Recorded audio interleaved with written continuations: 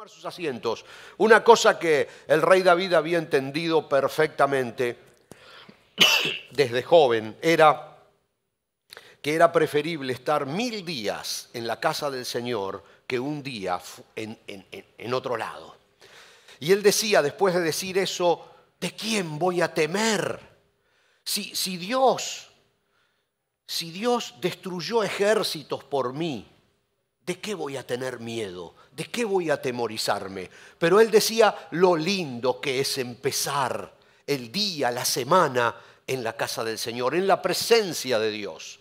Por eso para nosotros es fabuloso cuando abrimos las puertas de este lugar para adorar a Dios y para aprender sobre su palabra. Algunas veces somos muchos, otras somos pocos. Algunas veces hay muchos mirándonos a través de las cámaras, otras veces no tantos. Acá en los Estados Unidos es el verano, con muchísimo calor en esta ciudad y yo sé que algunos de los que nos están mirando a través del internet están pasando un invierno crudo, especialmente en el sur del continente. Cada uno tiene su realidad, cada uno vive su vida de manera distinta y muy particular, pero empezar juntos la semana en la casa del Señor, en la presencia de Dios, siempre va a ser la diferencia. Por eso estamos contentos hoy de estar aquí. Y hoy, cada domingo es especial, ¿no?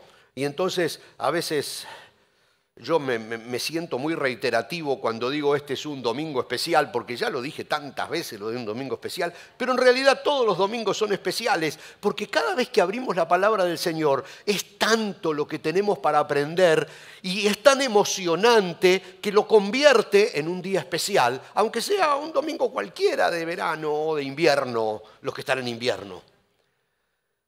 Durante estos últimos 8 domingos estuvimos hablando de cada una de las virtudes, de las expresiones del Espíritu Santo en una vida.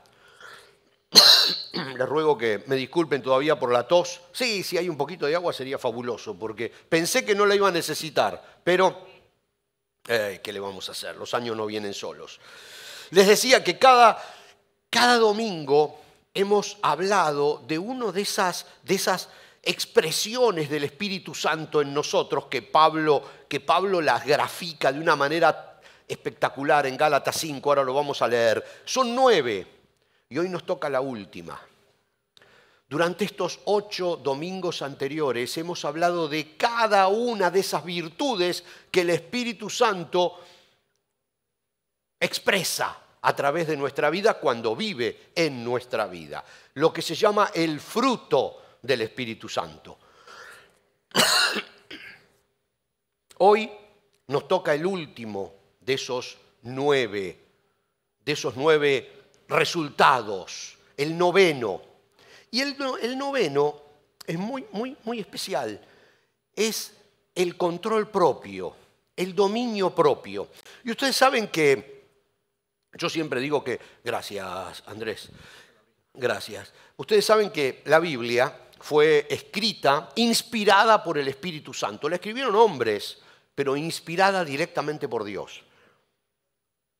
Y por supuesto, puede ser leída de muchas maneras distintas, pero cuando uno la lee inspirado por el Espíritu Santo, realmente entiende lo que Dios quiere para uno. La Biblia puede ser un excelente libro de estudio, un excelente libro de historia, un excelente libro de moral, pero cuando el Espíritu Santo te ayuda a leerla, es la palabra de Dios viva para tu vida.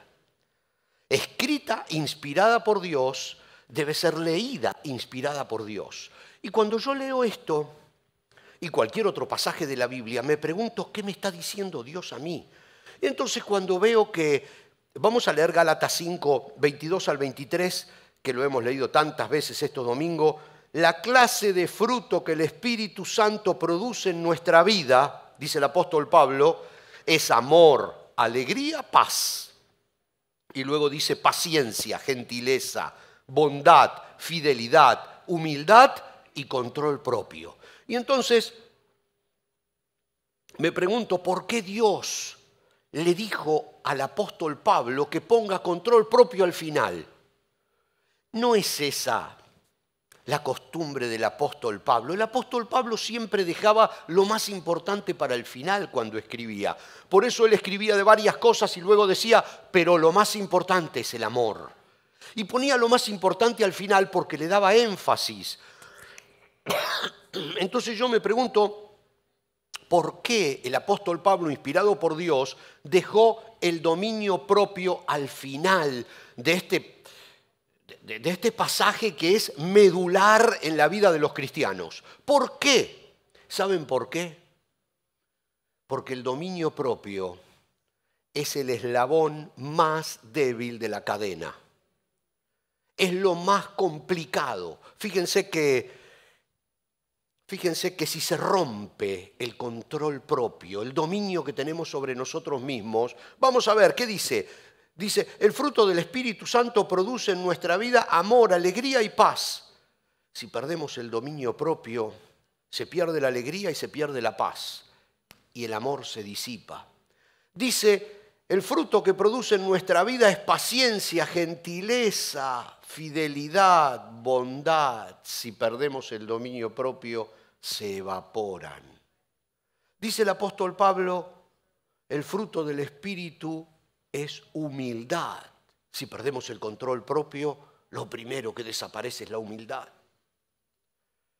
Entonces dejó para el final el dominio de sí mismo, el control propio, porque era el eslabón más débil de la cadena. Y entonces es verdad que él dejaba para el final lo que consideraba más importante. Y Dios lo autorizó a que deje el dominio propio al final de las 9 virtudes de ese fruto del Espíritu Santo en la vida de un creyente. El dominio propio. Quiero contarles algo. Saben que yo no tengo muchos recuerdos de cuando era chico. La verdad, hay gente que se acuerda de todo cuando era chico, ¿no es cierto? Que tiene memorias de cuando era un niño. Yo no me acuerdo de nada. De nada. Alguna vez voy a tener que consultar con un psicólogo porque no me acuerdo de nada. Dicen que, bueno, que uno pasó una infancia más o menos feliz porque no se acuerda de nada. Cuando uno tiene algunos dolores profundos, se acuerda de esas cosas. Y yo no me acuerdo de mucho, pero hay algo que quedó grabado en mí. Yo era chiquito, no sé, pero realmente chiquito, quizás 5 o 6 años, y me acuerdo como si fuera hoy. Nosotros vivíamos en una ciudad en el sur, en Argentina, pero no en la capital, sino 400 kilómetros fuera de la capital, una ciudad que se llama Rosario, que es la segunda ciudad, aunque algunos dicen la tercera, depende de donde se haya nacido, siempre esa pelea de habitantes de un país, ¿no? Quién es la segunda y quién es la tercera. Pero bueno, ahí estábamos. Y teníamos una casa con mis padres tenían una casa, y mis abuelos vivían en el fondo de la propiedad, pero había mucha distancia, había, no sé, era un terreno grande, y allá en el fondo estaba la casa de mis abuelos por parte de mi mamá. Y resulta que mi abuelo era bueno, matar animales para comer, como en aquella, estamos hablando hace muchos años atrás, porque yo ya tengo los míos, así que estamos hablando de muchos años atrás y realmente en el campo. Entonces mi abuelo mataba las gallinas para comer. Y el hombre iba con un cuchillo ¡frac! Y les cortaba la cabeza. Y siempre. Y una vez, recuerdo que estábamos con mi hermanito, chiquito mi hermanito, estábamos en el patio y había un tacho grande, un fuentón de aluminio o algo así, o de hojalata, no sé, grande. Y mi abuelo agarra una gallina, un pollo, le corta la cabeza, pero ¡frac! Le voló la cabeza. Y nosotros estábamos mirando ahí, nos quedamos con los ojos abiertos así, como 2 huevos fritos. Y tira la gallina dentro de ese fuentón, adentro de esa lata gigante para que se desangre. Y la gallina pega un salto, sale del fuentón y se va corriendo sin cabeza. Imagínense el impacto que tuvo para mí, un niño, ver que la gallina sin cabeza salía corriendo. Y salió corriendo. Ustedes saben, y si no les cuento, que los pollos, las gallinas, tienen, y lo anoté porque no es fácil, tienen una red neuronal en su columna vertebral y está programada esa red, ese pequeño cerebro que tienen en su columna vertebral las gallinas, los pollos, está programada para controlar los músculos de los movimientos de uso frecuente, tales como correr o nadar. O sea que le cortaron la cabeza y en la columna vertebral tenía preparada la suficiente información para que sus músculos todavía funcionaran y salió corriendo. Por supuesto, se desangró por el camino y terminó muriendo al final del patio después de llenar de sangre todo el camino. Imagínense que cómo un niño se va a olvidar de eso. Quedó grabado a fuego. Bueno, no encontré mejor ilustración que esa, mejor ejemplo para explicar lo que es una persona cuando pierde el control. Es un pollo sin cabeza. Una persona sin dominio propio es un pollo sin cabeza, corriendo por el impulso de sus músculos, pero sin cabeza. Eso es perder el control propio. El rey Salomón escribió algo que no se preocupen porque no está en la pantalla. Es un versículo nuevo. Es un versículo nuevo que agregué y no tuve tiempo de compartirlo. Pero se los quiero leer. El rey Salomón en Proverbios 16:32 decía: más vale tener control propio que conquistar una ciudad. Más vale tener control propio que conquistar una ciudad. ¿Por qué decía eso? Porque el control propio es el eslabón más débil de toda la cadena. Fíjense, dice, conquista una ciudad y morirás en ella si no tienes control propio. Haz una fortuna y la disfrutarán otros si no tienes dominio sobre ti mismo. Construye durante toda tu vida un buen nombre, construye fama, construye lo que quieras. Y en un minuto se puede venir abajo si no tienes control propio. Por eso Salomón dice, es mejor tener control sobre sí mismo que conquistar una ciudad. El control propio se dispara, la pérdida de ese control propio en situaciones límites. Porque mientras que todo va bien, todo va bien. Pero cuando algo falla, cuando algo no está de acuerdo a lo planeado, cuando se produce una crisis se llama encuentro de dos caminos, un cruce, eso es una crisis, un cruce que uno no sabe para dónde ir, el borde de una línea, como me decía Grace en inglés. Y no lo quiero decir en inglés porque se van a reír de mis acentos, así que lo diga ella que está traduciendo. El borde de la línea. Esa es una situación límite. Y cuando hay esa situación límite, se pierde con mucha facilidad el control propio. Por eso el Espíritu Santo nos ayuda en nuestra debilidad. Esa es la función del Espíritu Santo, ayudarnos desde adentro en nuestra debilidad, en donde no somos fuertes. Por eso la Biblia dice, Dios se perfecciona en nuestros puntos débiles. Dios se perfecciona donde nosotros no llegamos. Dios construye desde el lugar donde nosotros ya no alcanzamos más. Por eso el fruto del Espíritu es control propio. Cuando se llega a esa situación límite y se pierde el control propio, allí está el Espíritu Santo que desde dentro, en nuestra debilidad, nos ayuda. Pero, lo hemos dicho más de un domingo, al Espíritu Santo hay que hacerle lugar. Él vive en nosotros, pero le tenemos que dar el espacio que necesita para ayudarnos.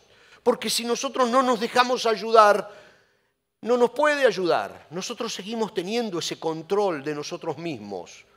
Entonces tenemos que dejar que nos ayude. Él actúa para que nuestra cabeza se quede. ¿Y qué es una situación límite? ¿Qué es ese borde de la línea? Es ese cuchillo que se acerca, como mi abuelo le acercaba el cuchillo al pollo. Es ese cuchillo que se acerca para sacarnos la cabeza y no sabemos cómo escaparnos. Es una tensión extrema, es un punto donde consideramos que no hay vuelta atrás. es una situación que no sabemos cómo manejar. Es una situación que consideramos extrema. Ese es un punto límite donde se arriesga a perder el control propio y es allí donde el Espíritu de Dios quiere mostrarse en nosotros.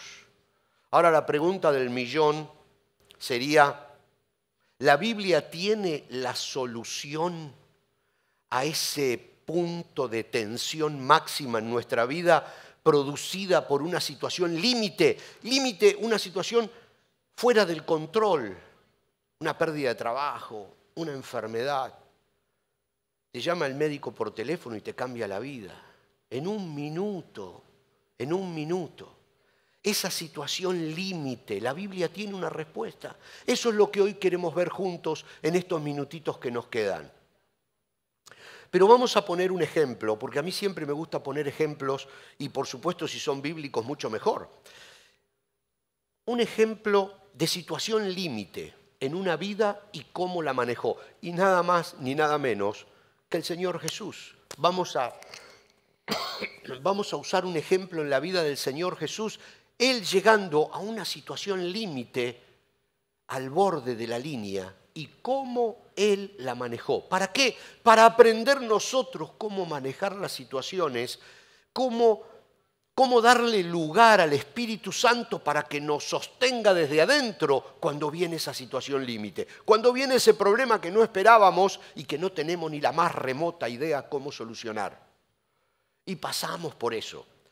Si hace mucho que no pasa por una situación límite, váyase preparando porque se le viene una, porque son normales. Hay situaciones límites en familias, en vidas personales. Lo bueno es no vivir en situación límite, pero hay mucha gente que también vive en una situación límite. Gracias a Dios nosotros tenemos todos los recursos necesarios para tener una buena vida y de vez en cuando llegar a una situación límite y ahí el Espíritu nos sostiene. Vamos a ver en la vida de Jesús. Los primeros pasos en el ministerio de Jesús son interesantes y a veces me dan ganas de irme por las ramas porque me gusta mucho y me gusta enseñar. Resulta que cuando el Señor Jesús termina sus primeros 30 años y ya comienza su ministerio, lo primero que el Señor Jesús llega es al río Jordán a encontrarse con Juan el Bautista para ser bautizado por Dios. Para ser bautizado por Juan y ungido por Dios. Es ahí, ¿recuerdan cuando baja la paloma y el Señor Dios le dice, este es mi Hijo amado, en Él me agrado? Allí comienza el ministerio terrenal de Jesús en su bautismo. ¿Pero qué hace el Señor Jesús después de su bautismo? ¿Se va a predicar? No. El primer mensaje de Jesús es el Sermón del Monte. Un mensaje espectacular, el Sermón del Monte. El primer mensaje de Jesús. Con eso arranca su ministerio. Pero antes se va 40 días al desierto a orar y a ayunar, a prepararse. Fíjense que él tenía que pasar por una situación límite. Todos pasamos por situaciones límites y Jesús no había pasado todavía por una situación límite y tenía que pasar. Fíjense que la Biblia dice en Mateo 4, 1 al 11, lo vamos a leer todo, pero despacito porque es mucho. Dice, luego el Espíritu llevó a Jesús al desierto para que allí lo tentara el diablo. Bueno, acá sí quise parar y les pido que me disculpen porque este es un tema que no tiene nada que ver con lo que estamos hablando hoy, pero nada que ver, Pero no puedo con mi genio. Miren, el diablo solamente tentó en forma personal a 2 personas en la historia de la humanidad, a Eva y a Jesús. ¿Saben por qué? Porque no tenían pecado. Entonces el diablo tuvo que ir personalmente a tentar a Eva.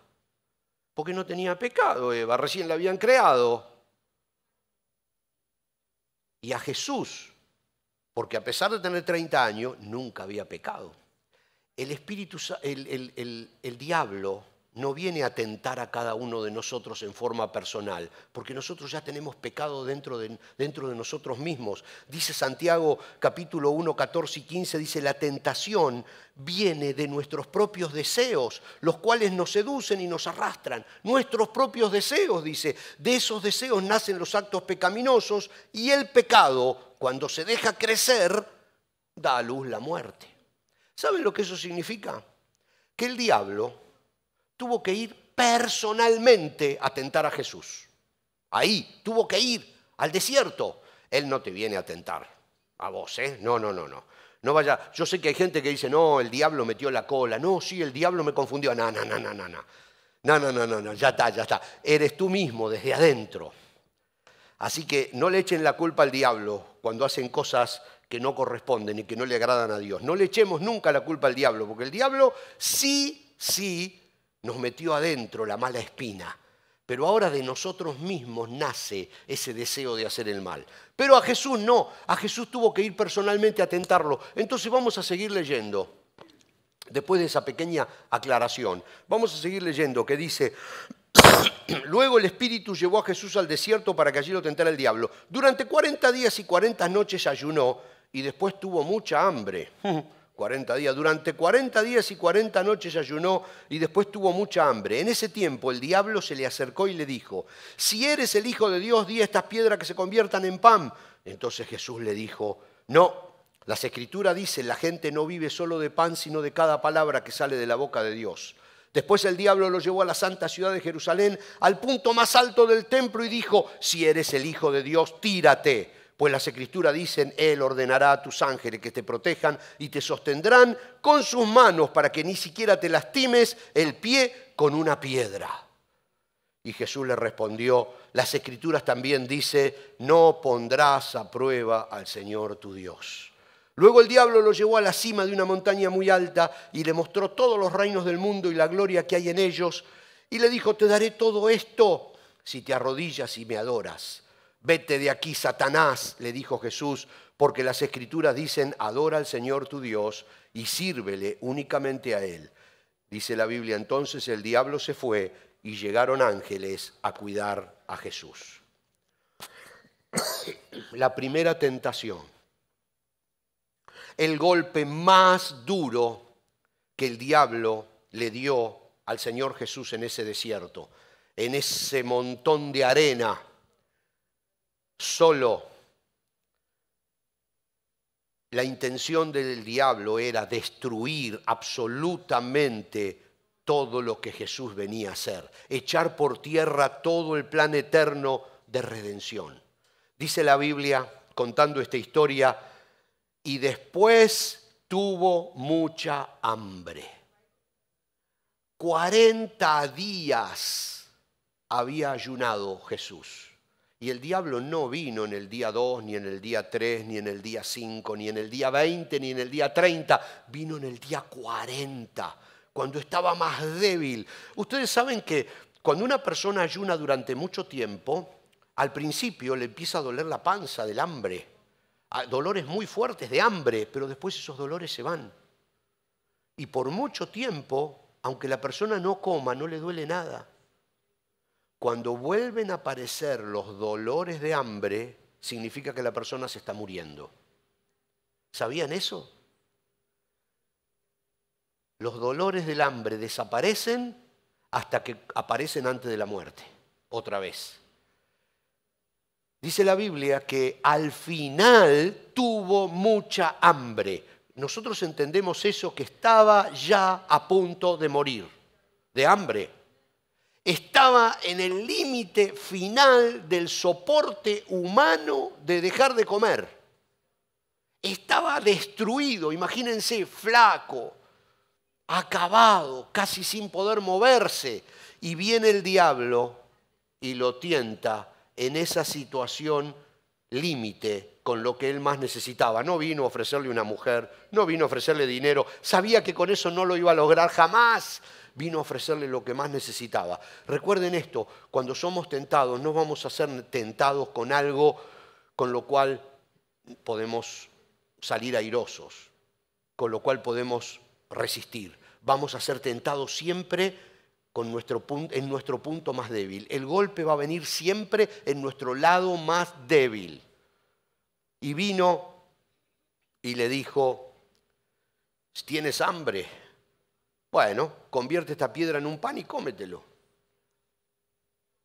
Algo simple, algo que Jesús podía hacer y algo que deseaba con todas sus fuerzas hacer porque se estaba muriendo. Dios va a venir siempre a tentarte con lo que es casi imposible de soportar. Y digo casi, porque miren lo que dice el apóstol Pablo en 1 Corintios 10:13. Las tentaciones que enfrentan en su vida no son distintas a las que otros atraviesan. Y Dios es fiel, no permitirá que la tentación sea mayor de lo que pueden soportar. Cuando sean tentados, Él les mostrará una salida para que puedan resistir.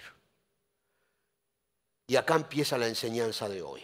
Sí, ya pasaron 20 minutos, ya sé. Pero aquí empieza la enseñanza que Dios nos deja hoy. ¿Qué hizo el Señor Jesús en una situación límite, borde of the line, ¿verdad? Se refugió en la Biblia. Se escondió en la Biblia. Se puso debajo de la palabra de Dios, porque la Biblia tiene poder. La Biblia no es un libro como cualquier otro. La Biblia tiene poder cuando es usada como se debe usar. Fue escrita por Dios y tiene que ser leída por Dios en nosotros. Y la Biblia tiene poder porque es la palabra de Dios. La Biblia no contiene la solución para una situación límite, es la solución. En sí misma es la solución para una situación límite. Por eso el Señor Jesús en ese punto máximo se refugia en la Biblia. Hebreos 10:23 dice, porque se puede confiar en que Dios cumplirá su promesa. Refúgiate en sus promesas cuando llegues a esa situación límite, porque se puede confiar en que Dios cumplirá su promesa. Dice Salmos 145:13, el Señor siempre cumple sus promesas. Por eso, ante una situación límite, lo que hizo Jesús es lo que tenemos que hacer nosotros, refugiarnos en las promesas del Señor Jesús. Y dice un viejo himno, y los viejos lo sabemos, dice, todas las promesas del Señor Jesús son apoyo poderoso de mi fe. Mientras luche aquí buscando yo su luz, dice aquel viejo himno, siempre en sus promesas confiaré. Grandes, fieles, las promesas que el Señor Jesús ha dado, grandes, fieles, en ellas para siempre confiaré. El salmista, en uno de los salmos más lindos, el Salmo 91, dice, con sus plumas te cubrirá y con sus alas te dará refugio. Sus fieles promesas son tu armadura y tu protección. Cuando llegas a esa situación límite, con sus plumas te cubrirá y debajo de sus alas estarás seguro. Sus promesas son tu armadura y tu protección. Las promesas de Dios son tu armadura para el momento de angustia.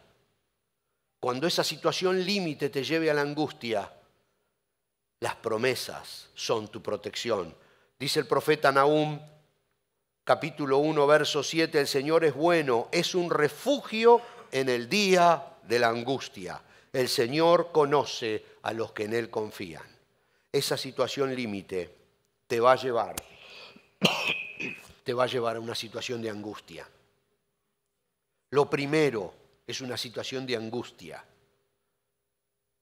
porque no sabemos cómo resolver algo, porque estamos en el borde, porque un paso más y nos caemos. Es una situación extrema. Podemos perder el control de nosotros mismos, podemos perder la cabeza y actuar como un pollo sin cabeza, correr pero sin sentido, chocar contra las paredes porque no tenemos cabeza. Se pierde el control propio ante una situación límite, ante la angustia de una situación límite. Pero Nahum dice, el Señor es bueno, es un refugio en el día de la angustia. Dice el salmista, armadura y protección también son nuestra protección, sus promesas. Y dice Isaías, no tengas miedo porque yo estoy contigo. Isaías 41:10. Son protección ante nuestra situación límite, de la angustia y del miedo. Las promesas del Señor Jesús. Por eso Jesús se refugia ante la tentación, ante la situación límite extrema, en la palabra de Dios, en la Biblia. Luego dice la Biblia que viene el diablo y lo vuelve a tentar, porque se da cuenta que no había logrado el objetivo. Y entonces le dice, bueno, esta segunda tentación es mucho más complicada. Esta segunda tentación es para hacer todo un mensaje. ¿Saben por qué? Es exquisita, es rebuscada, es especial. El diablo es un maestro. Fíjense, la segunda tentación le dice, después el diablo lo llevó a la santa ciudad de Jerusalén, al punto más alto del templo. Y dijo, si eres el Hijo de Dios, tírate, pues las Escrituras dicen, Él ordenará a tus ángeles que te protejan y te sostendrán con sus manos para que ni siquiera te lastimes el pie con una piedra.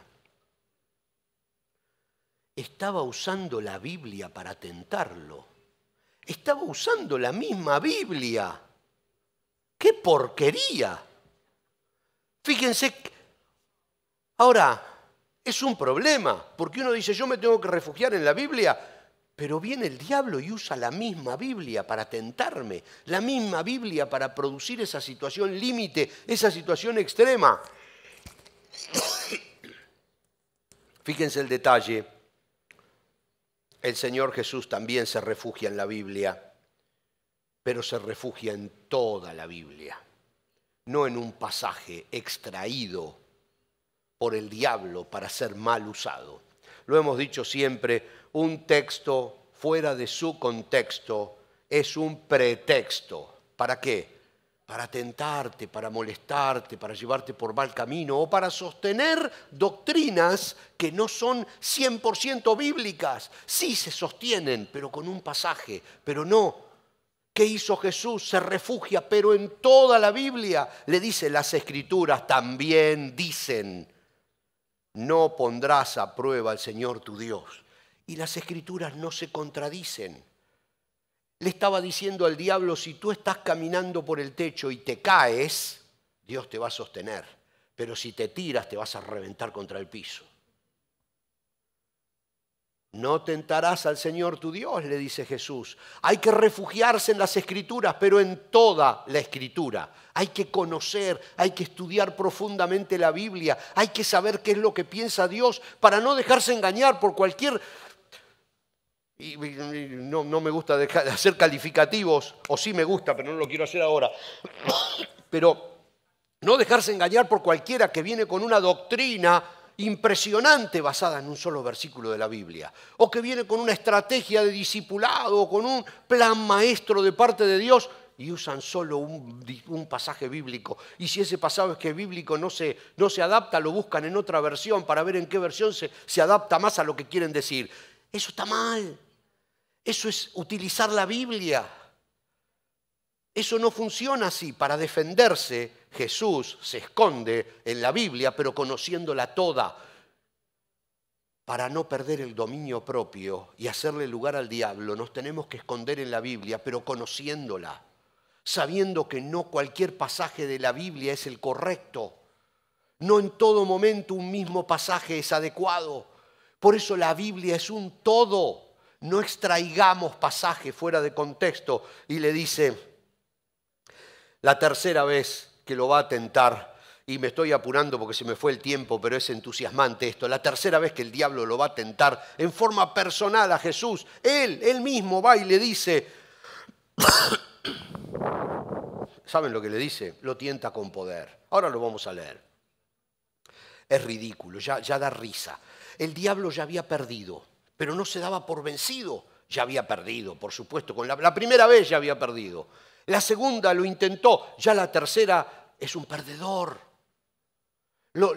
Ya no sabe con qué tentarlo. y lo tienta al dueño del universo con el poder. ¿Pero de qué estamos hablando?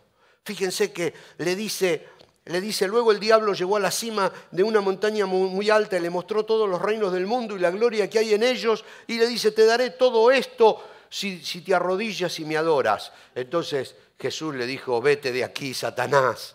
Dice, vete de aquí, le dijo Jesús, porque las Escrituras dicen, adora al Señor tu Dios y sírvele solo a Él, únicamente a Él. Realmente ni siquiera le tenía que responder, porque ya Satanás estaba vencido. Era ridículo con lo que le vino. Por eso Jesús le dijo, vete de aquí. Ya no corres más, vete de aquí. Vete de aquí, pero igual le responde, dice, porque las Escrituras dicen, adora al Señor tu Dios y sírvele únicamente a Él.